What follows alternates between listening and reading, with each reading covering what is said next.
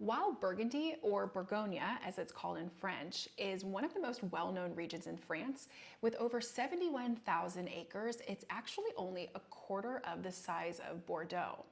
There may be a lot about Burgundy that you don't know, and today on the Wine CEO podcast show, I'm really excited to dive in and give you a Burgundy 101 with everything you need to know about this unique wine region. Hey friends, my name is Sarah and I'm a certified sommelier and host of the Wine CEO podcast show.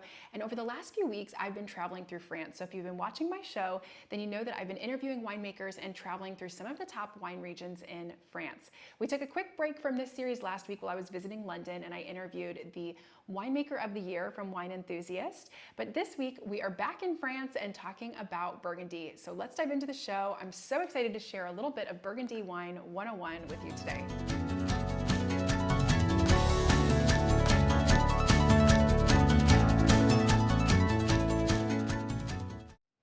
Okay, so Burgundy is a really unique region, and a lot of people find Burgundy to be extremely intimidating. And I think it can feel a little overwhelming because there's a lot to Burgundy. It's kind of a complicated region. And so what I'm hoping is that today I can give you a really high level, approachable view at Burgundy. So if you're not that familiar with Burgundy, or if you need a refresher of the basics, this is going to be a really great episode to dive into. So grab your favorite glass of Burgundy and let's start talking about the basics of the Burgundy region.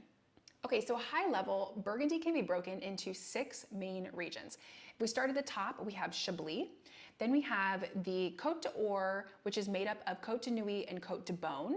Then we have the Côte Chalonnais, Mâconnais, and Beaujolais. Now, Beaujolais in the south is a very unique region, and it's often placed into its own category because a lot about Beaujolais is different. The grape varieties grown in this region are different from the rest of Burgundy.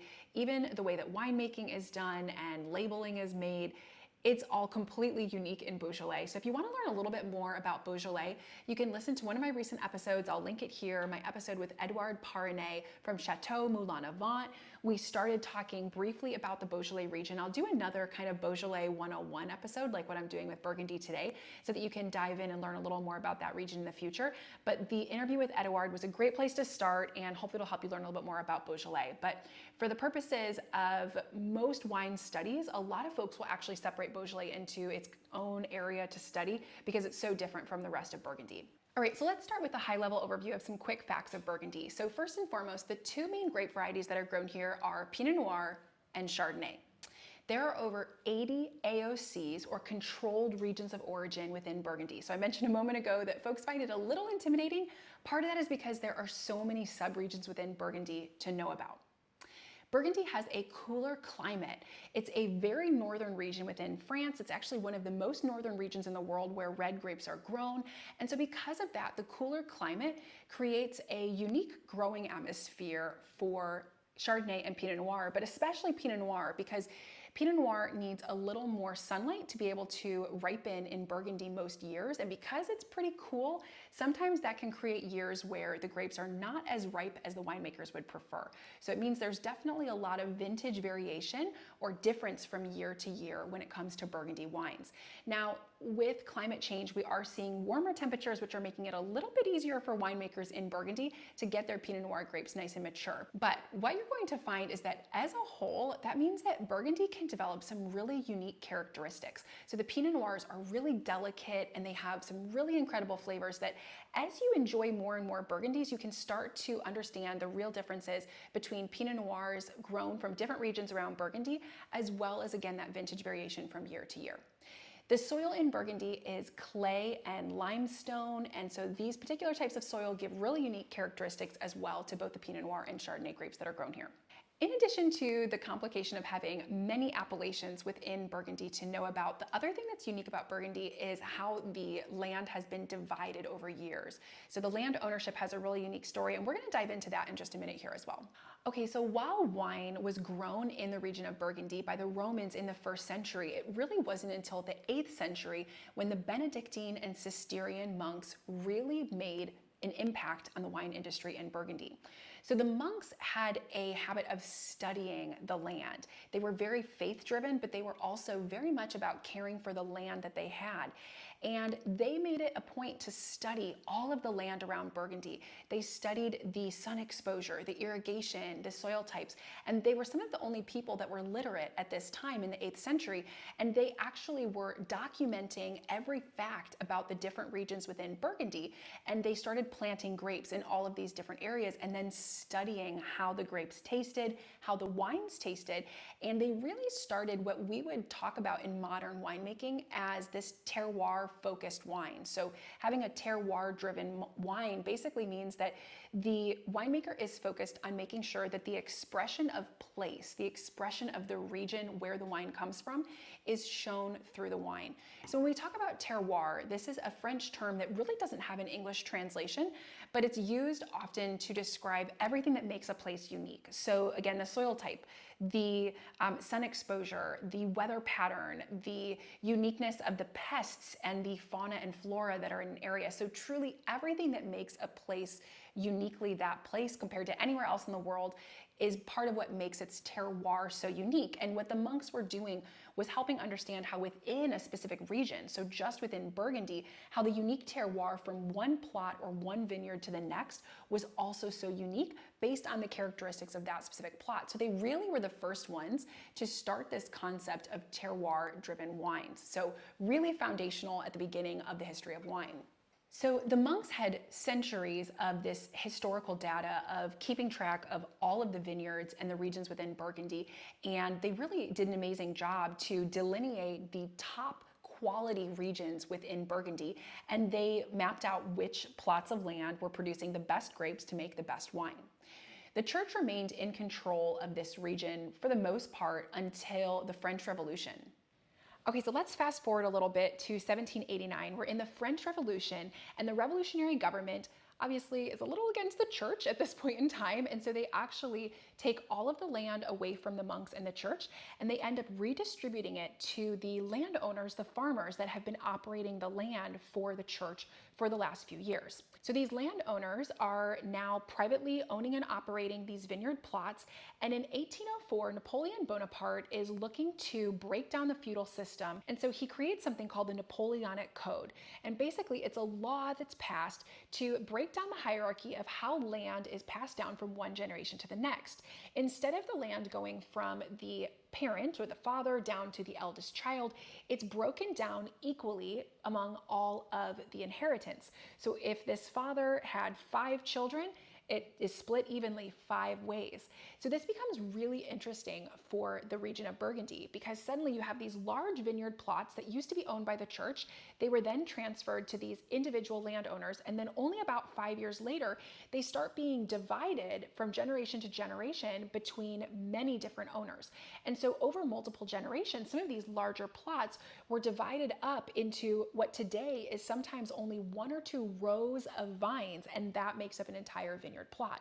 So this makes Burgundy so different from the rest of France and even the world for that matter, because you can have some winemakers that can truly only make 1 case or 2 cases from the vines that they have because that's all that has been in their family history for years. This differs greatly from Bordeaux, for example, where wineries were pretty much always commercial. And so when the French Revolution occurred and then later the Napoleonic Code, the wineries stayed intact within the one business that owned them. They weren't divided over and over again. So it's a really unique thing about Burgundy. This also makes things really interesting when you go to visit Burgundy. I had the great opportunity just a few weeks ago to visit Burgundy. I stayed in Bourgogne and it was absolutely beautiful. Add it to your bucket list if you've never traveled to Burgundy. It's phenomenal. But it's really interesting because when you visit, you might go to a winery and maybe you're going to visit their tasting cellar, which could be near one of their vineyard plots.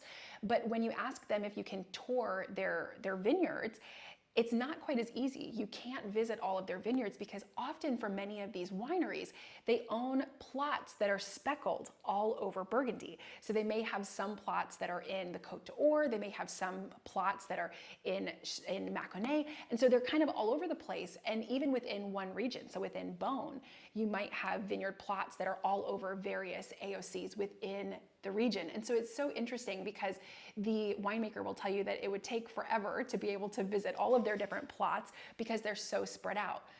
what this means is it's really interesting for the winemakers there. You might have a winemaker that you visit and they're going to have 16 different Pinot Noirs, for example, for you to sample.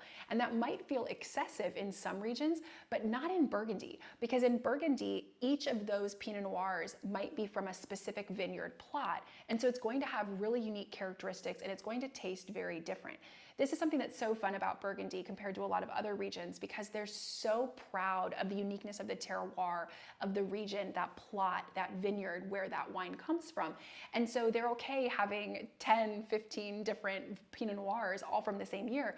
And the cool thing is that even though it's all from the same region of Burgundy, made by the same winemaker, you truly can see differences between two different wines from two different vineyard plots because of the unique terroir in that region. So definitely something really fun and really unique to the region of Burgundy. Okay, so let's talk about Burgundy classifications because I think this is something that can often be a little overwhelming when you're first starting to learn about Burgundy. But if we break it down into 4 main categories, it's actually really easy to digest. Okay, so first up we have regional Burgundy or Bourgogne. And so this is going to be your kind of lowest tier quality of wine from Burgundy, where it's specific to the region. So all of the grapes have to come from vineyards within the region of Burgundy, but they don't have to be designated to specific plots or villages within Burgundy. So what you'll find is that a bottle might be labeled as Bourgogne Rouge, red Burgundy, or Bourgogne Blanc, white Burgundy, and the grapes can come from anywhere within Burgundy and they can be blended.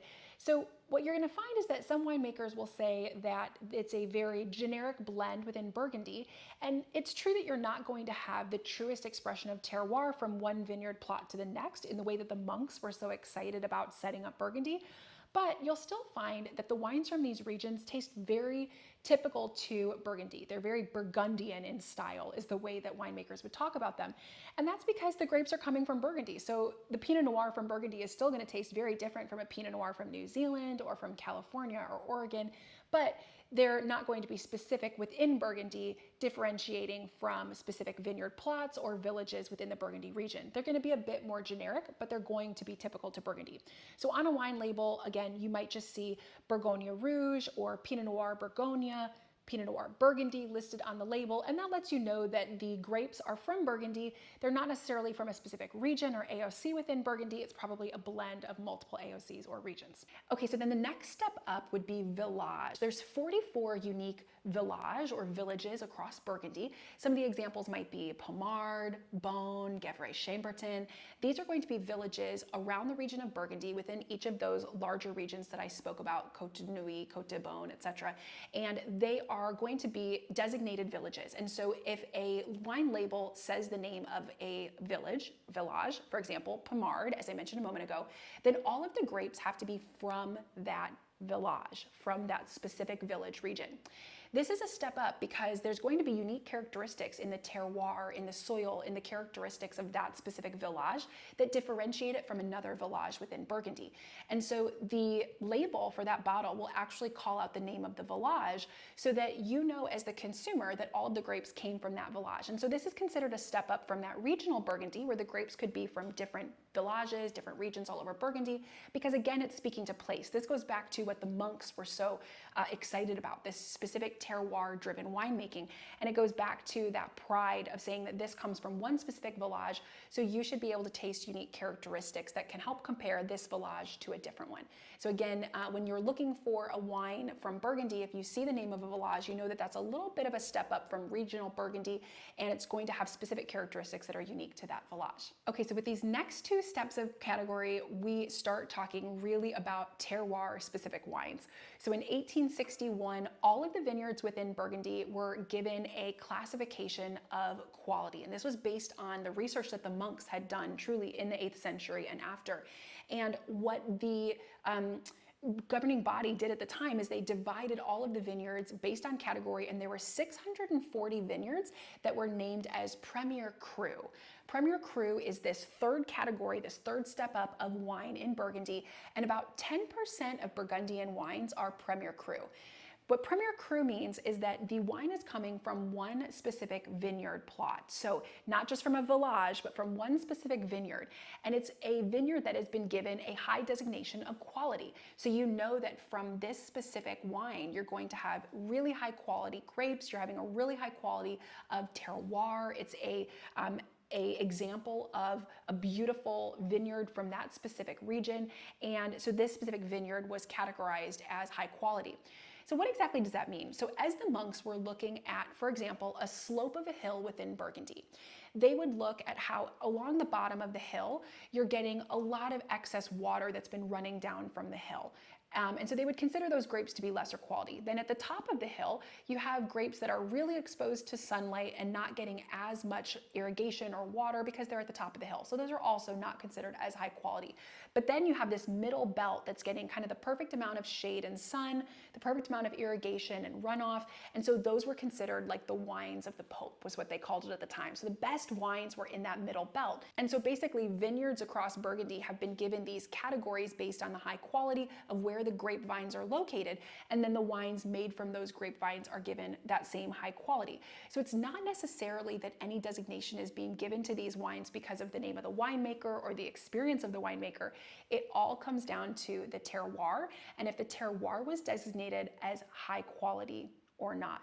So really interesting. What this means is that you could try a Premier Cru that, while it has been made from really high quality grapes, maybe you don't like the style of that winemaker, and that's okay. So some people might say that you could have a Premier Cru wine that's better than another Premier Cru wine because the winemaking style could come into play there, even though they both have high quality grapes. Now, most winemakers are probably going to tell you that the only way you can make great wine is with great grapes. But I think it's worth saying that within Burgundy, with 640 different Premier Crus represented across the region, you're definitely going to find some that are amazing and some that maybe you don't care for as much because of the winemaker influence. But at the end of the day, you know that the wine was made from high quality grapes that have been designated as some of the best within Burgundy. Okay, but let's go to that final step and talk about the best within Burgundy. So we talked about Premier Cru, but now let's talk about Grand Cru. So when that designation was made in 1861, where all of these different vineyard plots were separated and given a designation of quality,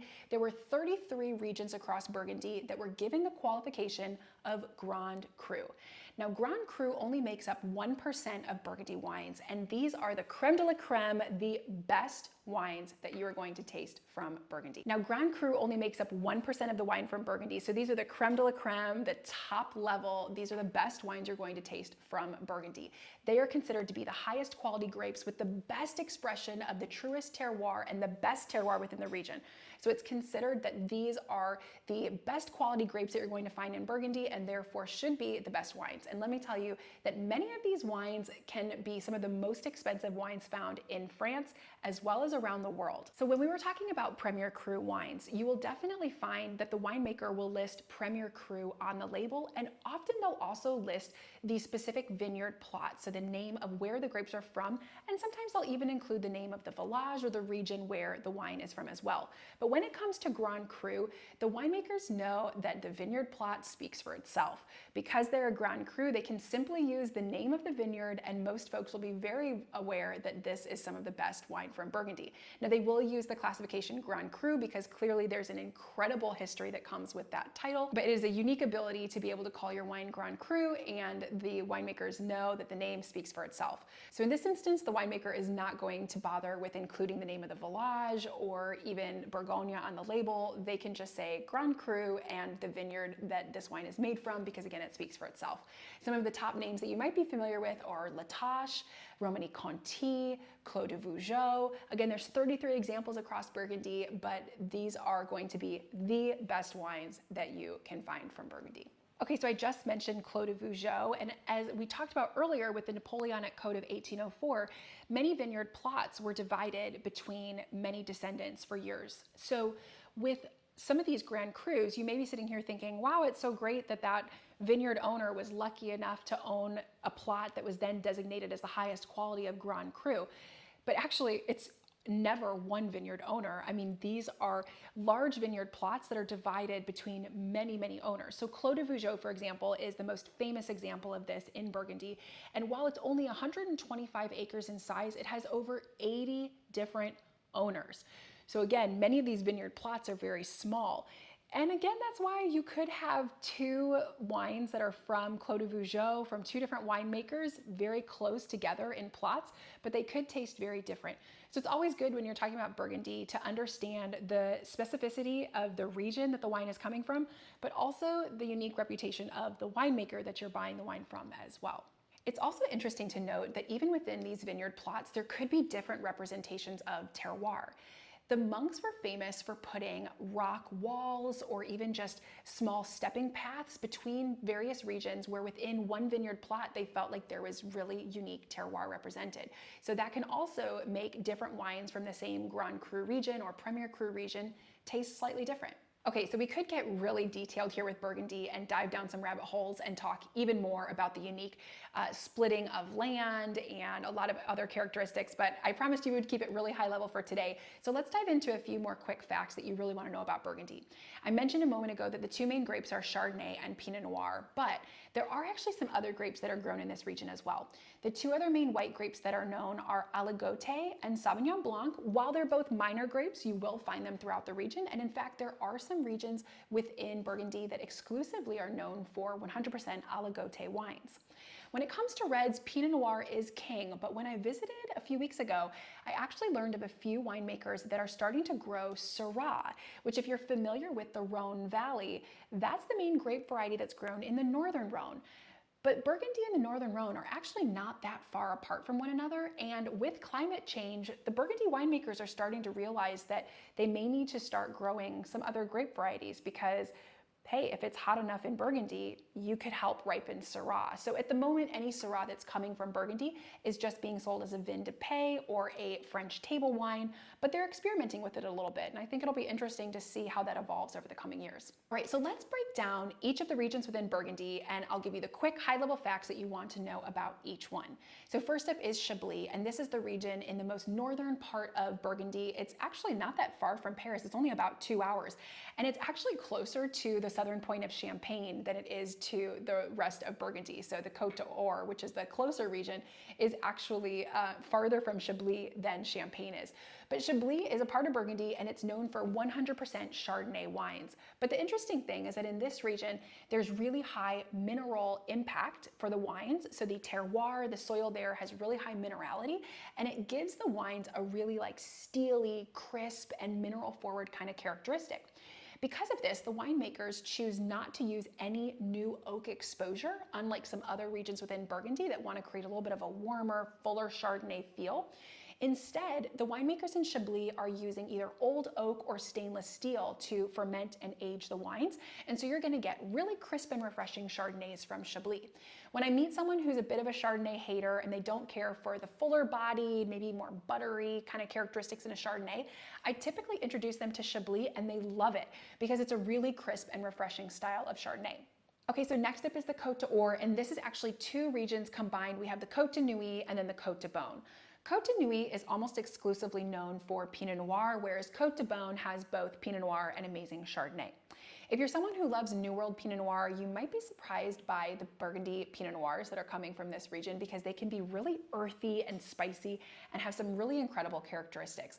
They're very full-bodied, and a lot of the fruit is more kind of dry fruit characteristic. And so if you're not someone who cares for a lot of those New World fresh fruit Pinot Noirs, I highly recommend checking out a Côte de Nuits Pinot Noir. I think you would really enjoy them and find them really spicy and different.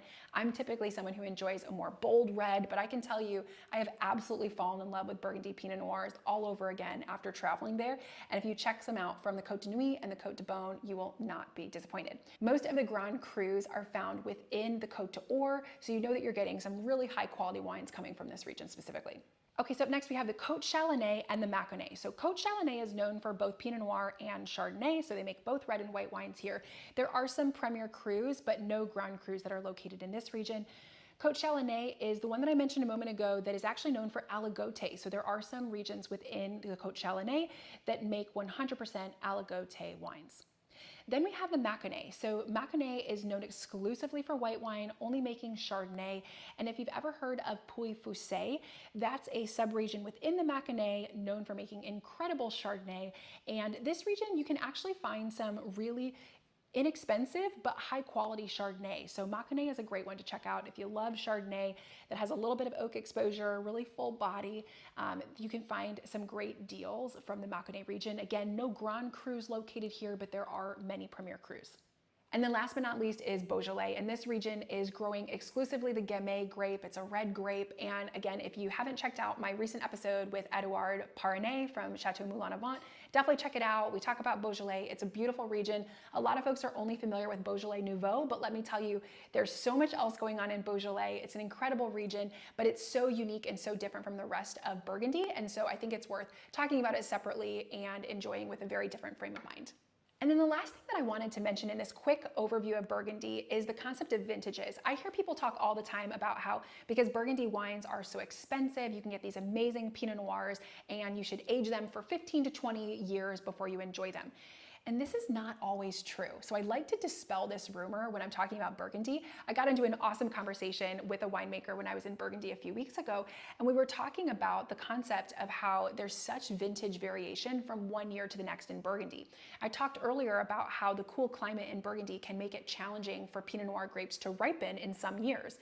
You can also have a late rainfall that can make the grapes have very different characteristics than if you had a bit of a drought throughout the end of the harvest season. And so year to year, the Pinot Noirs and Chardonnays for that matter can look so different from Burgundy. So it's really important when you are looking at Burgundian wines to age them, to make sure that you do your research, that you talk to someone from the winery, that you really do your research in maybe talking to a sommelier or someone that can help you best understand if that particular wine is structured in a way that it should be enjoyed in maybe 5 to 7 years and you should enjoy it a little bit younger, or if it is in fact a wine that has the structure where it can last 15, 20, 40, or even 50 years.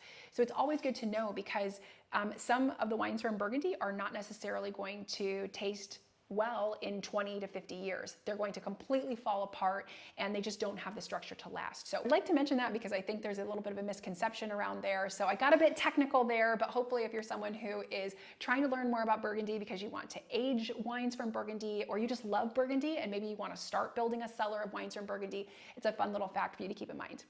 Now, that was a really quick overview. I hope you enjoyed my Burgundy 101. I did not go too deep into all the details, and there's so much more of an opportunity for me to go into a whole episode on each individual region or even sub-region AOC for that matter. But for today, I think that was plenty. There's a lot more Burgundy wine content coming your way. We are going to talk about Hôtel Dieu, which is the oldest hospital in France and why it has a winery to this day. We're going to talk to one of the oldest winemaking families in Burgundy that has a really unique history from World War II. So there's a lot more coming your way in the coming weeks as I'm traveling through France and meeting with winemakers and sharing stories from this incredible country. If you haven't subscribed to my channel, be sure to do that now so that you don't miss any of the upcoming episodes. And if you loved today's episode, drop me a comment below. Let me know what you learned. And don't forget to like and share this episode with all of your friends as well so that more folks can get fun and approachable wine content. Until next week, friends, I hope you drink something new and delicious. Maybe check out a Burgundy Chardonnay or Pinot Noir, and I will catch you all in the next episode of the Wine CEO Podcast.